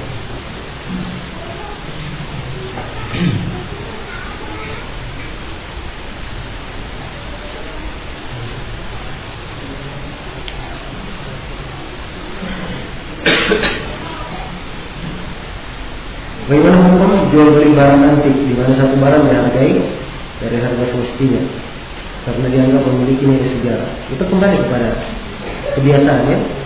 Ada orang-orang ahli yang menilai jalannya, maka yang seperti itu tidak apa-apa. Nah, ini berkaitan di dalam kadang dibicarakan juga oleh sebagian ikhwah berkaitan dengan masalah mengambil keuntungan. Ya, berapa persen seorang bisa mengambil keuntungan dari harga barang? Apakah 2 kali lipat, 3 kali lipat, 10 kali lipat? Ini kadang ditanyakan.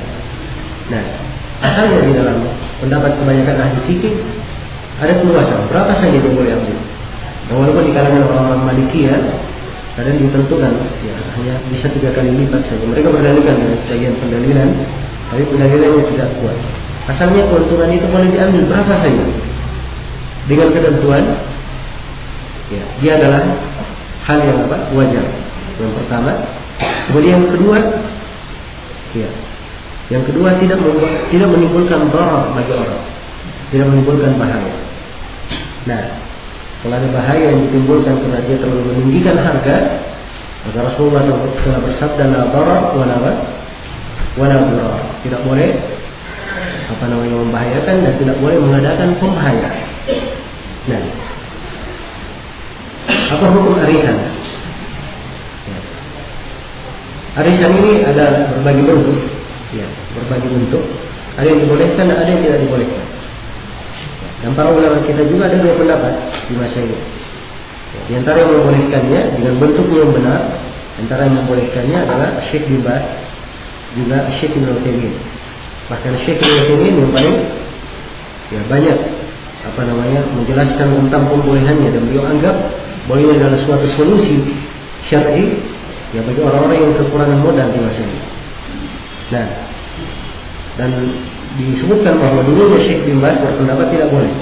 Namun Syekh Ibnu Utsaimin berbicara kepada Syekh bin Baz beberapa kali tentang pembahasan ini, dan Syekh bin Baz rujuk pada pendapat membolehkannya. Dan di antara ulama kita yang paling masyhur tidak membolehkan di masa ini adalah Syekh Shalih Fauzan dan Mufti Saudi Arabia sekarang ini. Mereka berdua memfatwakan tidak boleh. Jelas ya? Jadi sifatnya yang diperbolehkan. Ini di masalah asuransi ya.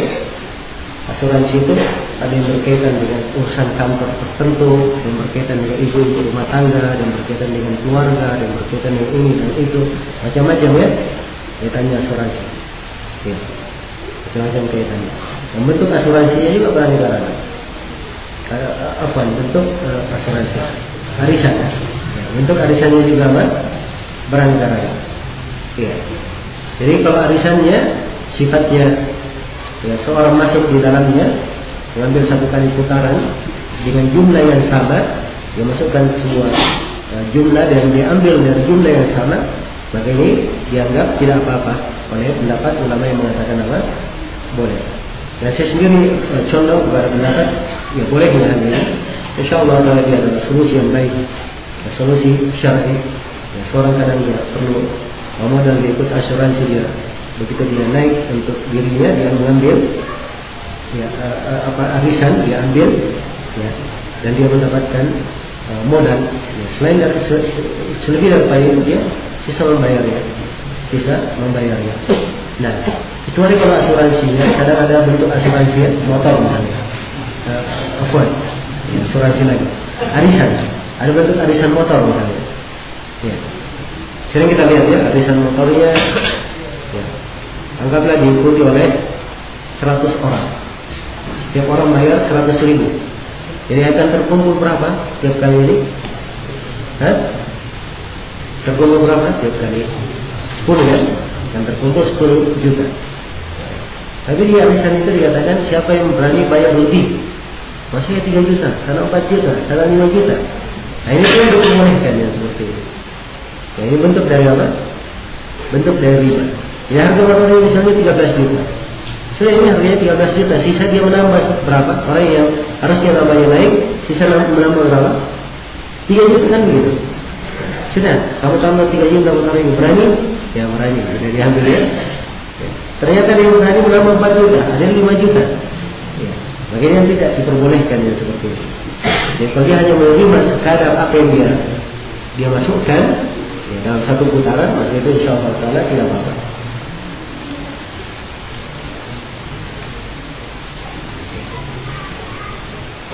Apa hukum mencaci maki cuaca panas atau hujan? Apakah terjerumus dalam kekafiran? Ini masuk ke dalam larangan hadis Rasulullah SAW bersabda, "La tasubbu ad-dahr." Yang kalian mencela, atau hadis qudsi Allah firman, "La tasubbu ad-dahr. Fa inna ana ad-dahr uqallibu al-laila wan-nahar." Yang kalian mencerca masa, karena aku adalah ad-dahr. Aku membolak-balikkan siang dan malam. Maka tidak boleh seorang mencerca masa. Iya. Apakah dia adalah kekafiran? Ya. Ini bukan dari masuk dalam bentuk kekafiran sebab dia tidak memaksudkannya. Dia hanya masuk ke dalam dosa besar. Itu kalau dia cerca ya masanya. Adapun kalau dia kabarkan ini cuaca panas, ya, cuacanya sekarang dingin, ini pengabaran namanya, bukan apa? Bukan cercaan. Ya, pengabaran. Dibedakan ya antara cercaan dengan apa? Pengabaran. Ya, Allahu a'lam.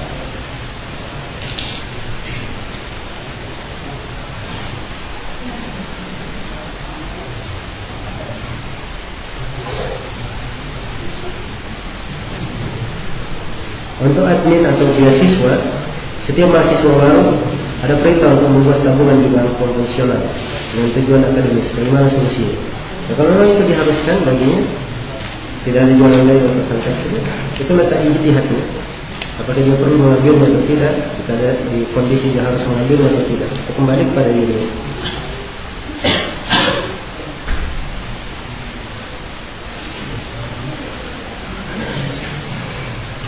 hukum investasi berupa uang? Ini sudah kita terangkan ya di pembahasan syarikat tadi. Apa hukum menjual barang lewat katalog?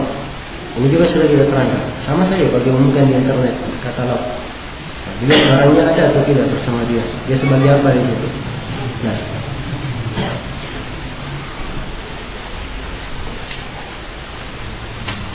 transaksi online saat ini lebih banyak menggunakan kartu kredit, terutama bila kita transaksi dengan orang yang berada di luar negeri. Jadi apa hukumnya transaksi bisnis menggunakan kartu kredit tersebut sebagai alat pembayar? Ya sudah diterangkan ya, hukum menggunakan kartu kredit tidak diperbolehkan. Ya, tidak diperbolehkan. Pada kondisi darurat itu lain lagi masalahnya. Kalau seorang di kondisi apa? Di kondisi darurat. Ya, dia diharuskan misalnya di luar keinginannya dia membuat diharuskan oleh pihak lain, itu lain lagi pembahasannya. Nah, jadi kalau hukum asal, seorang sudah mengetahui hukum asal.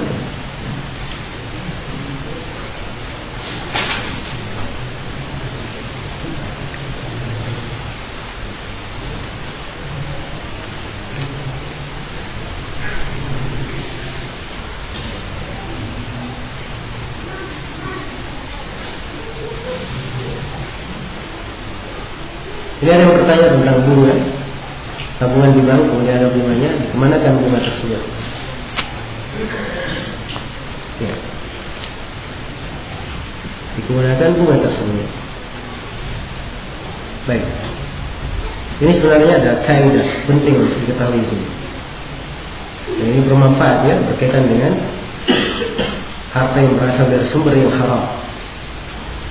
Ya, contohnya riba di sini. Nah, kesimpulannya kalau harta itu berasal dari sumber yang haram dan haramnya karena jenis pekerjaannya seperti riba ini, maka dilihat. Ya, sekarang ketika dia berbuat riba, mengambil riba, dia tahu hukumnya atau tidak? Ya. Kalau dia tidak tahu hukumnya, setelah dia tahu hukumnya langsung dia berhenti, maka harta riba yang bersamanya itu dianggap masuk ke dalam kepemilikannya. Jelas ya? Tidak perlu dia berlepas diri darinya, dia bersihkan, dia beri, tidak perlu. Itu masuk ke dalam apa? Kepemilikannya. Karena Allah firman, "Faman ja'ahu mau'izatun min rabbih fantaha, falahu ma salafa wa amruhu ila Allah."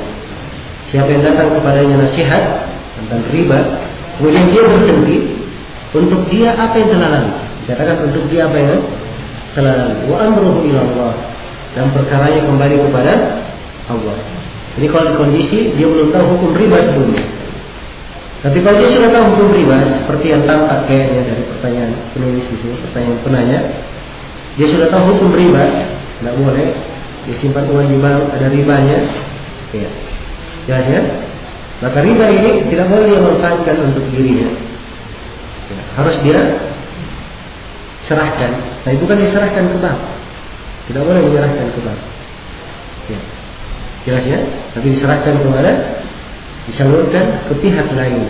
Nah, pihak lain inilah yang merupakan letak silang pendapat di kalangan para ulama. Kalau Ibnu Qayyim beliau arahkan kepada ya, proyek-proyek kebaikan pun Ibnu Qayyim tidak ada masalah. Hal-hal yang sifatnya umum. Ya, Syekh bin Baz rahimahullah melihat kebatasan bahwa hanya diberikan untuk fasilitas umum saja. Fasilitas umum. Sebagian dari masyayikh kita, seperti Syekh Ahmad Al-Nujumi, beliau membolehkan uang riba itu dipakai untuk menutupi utang yang orang yang terlilit oleh utang. Ya, jelas ya. Jadi ini dari letak ijtihad di kalangan para ulama berkaitan dengan bagaimana cara seorang berlepas dari uang riba seperti ini. Nah,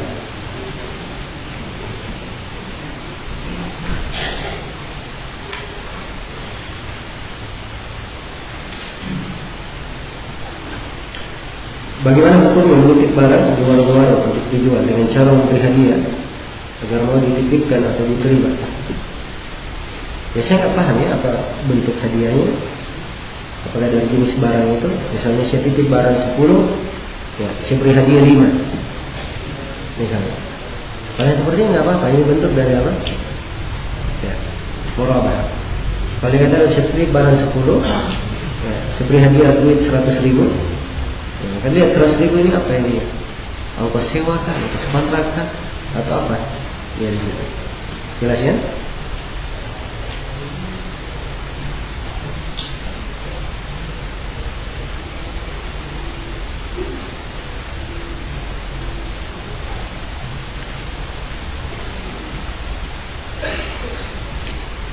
Sebuah perusahaan menjual produk berupa software yang harus dikerjakan tergantung keperluan pembeli. Perusahaan penjual ini meminta bayaran 50% di awal dan 50% ketika software sudah dibuat. Apakah ini termasuk menjual sesuatu yang belum dimiliki? Ini tidak apa-apa ya. Itu disebut masalah istisna. Istisna artinya dia minta untuk dibuatkan dan boleh dia bayar di depan. Boleh dibayar di depan. Ya, bukan as-salam namanya, tapi istisna. Dibedakan antara as-salam dan istisna. Dia punya perbedaan di kalangan ahli fikih.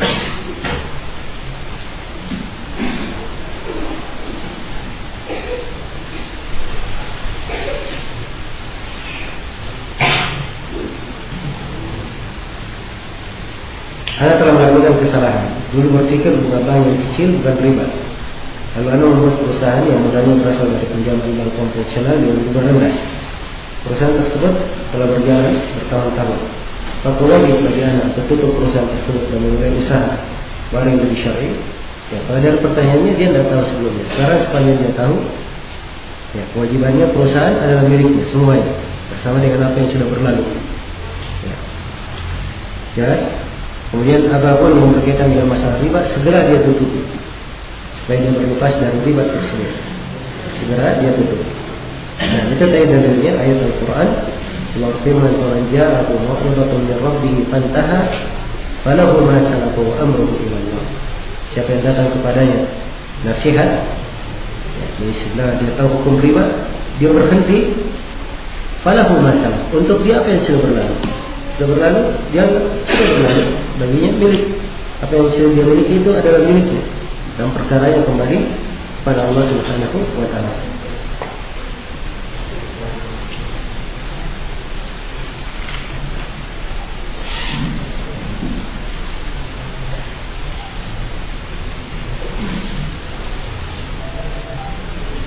Bagaimana hukum menjual barang-barang multi level marketing yang dapat diperoleh bebas tanpa melalui jalur rantai multi level marketing? Jawabannya tidak ada masalah. Ada barang, ya, ini orang ngambil dari MLM, dia ngambil. Ya, saya lihat member, dia member, saya bukan. Ya, saya tanya ada barangnya bagus, saya ambil, saya buat, tidak ada masalah. Ya. Nah, ya, ini bentuk transaksi, tidak ada pelanggaran hal yang seperti ini. Ini juga kadang ditanyakan tentang barang yang masuk tidak melalui biaya cukai, ya, barang ilegal ya. Apa hukum menjual barang ilegal? Ya, sepanjang barangnya ada di depan, transaksi jual beli terhadap barang itu boleh saja. Ya, dia bawa ilegal tidak ilegal itu urusan dia, bukan urusan kita.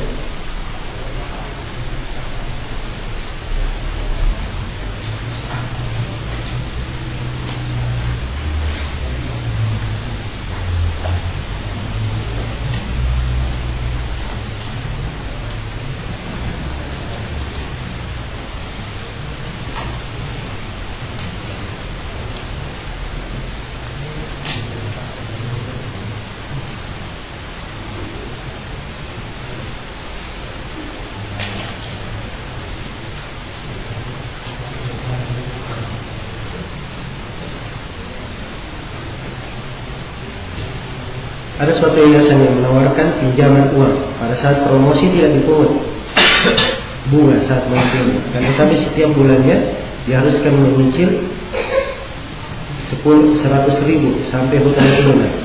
Apakah ini diperbolehkan dengan meminjam dari yayasan tersebut? Kalau dia memang asalnya yayasan yang ingin berbuat kebaikan, meringankan orang dengan pinjaman, dia pinjamkan 10 juta, dia cicil 10 juta itu saja sampai lunas, ini tidak ada masalah. Tapi kalau memang asalnya dia adalah yayasan yang ingin berbuat riba, mencari riba, maka tidak boleh tolong menolong dalam apa? Tolong menolong dengan orang yang ingin berbuat dosa dan permusuhan. Yang Allah firman dalam Al-Quran, "Wala ta'awanu 'alal itsmi wal 'udwan." Dan kalian tolong menolong di atas dosa dan permusuhan. Apa hukum cicilan KPR rumah? Ini tuh dilihat ya, bagaimana transaksinya, bagaimana akadnya, itu yang menentukan. Ya, saya sudah sebutkan tadi ya, bai'ul murabahah dan al-amil bil syara'. Ukurannya ke sana.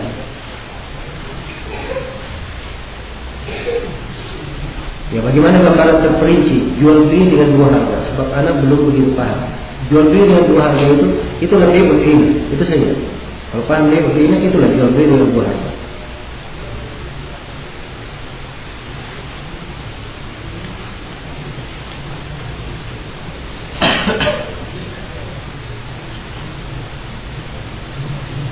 Bolehkah kita menjadi anggota multilevel marketing bukan untuk tujuan mengambil keuntungan PLN, tapi untuk mendapat manfaat dari barang yang dipasarkan oleh multilevel marketing? Iya. Jadi lihat ya jenis barangnya. Kalau barangnya memang dia darurat perlu untuk barangnya tersebut, membutuhkannya, tidak dijual kecuali di multilevel marketing, dan dia tidak bisa dapat kecuali dengan apa? Menjadi member. Ya nggak apa-apa dia masuk karena memang ada hajatnya yang apa yang diperlukan. Nah, ya, tapi kalau misalnya dia bisa dapatkan dengan cara lain, ya, misalnya ada barang itu dia bisa ada sudah anggota yang masuk di situ, dia titip saja kepada anggota yang masuk, dia gunakan orang yang sudah menjadi anggota, itu lebih bagus supaya dia tidak masuk, ya tidak ikut di dalam kesalahan.